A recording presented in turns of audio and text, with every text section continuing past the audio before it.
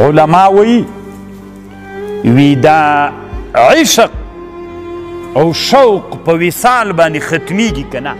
کله چې د چا له یو چا سره عشق وي، محبت وی، عاشق میخواهد با عاشق از همه چیزها برش بسیار محب بسیار خوب ای هستند که وصال به محبوب بکنه. امی وصال به محبوب ای از هر چیز برایش بسیار محبوب است. اما علما میگه که وقتی وصال آمد، به امو وصال ای عشق و ای شوق از بین میروه. یعنی بعضی علما میگه که میروه. مثلا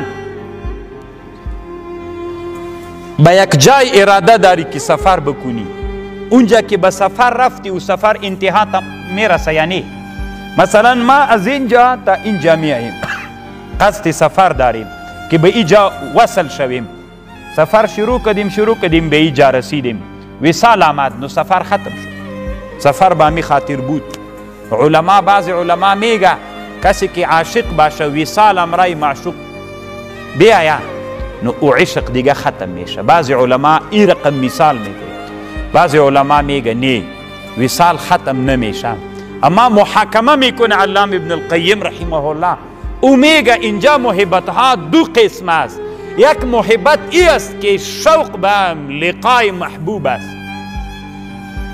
ای که محب یا عاشق ای را دوست داره که امرای معشوق خود ملاقات بکنه.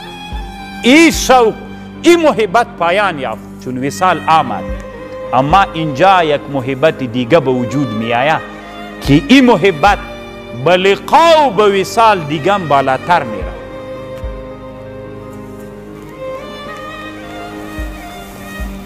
علما در کتابها می نویسند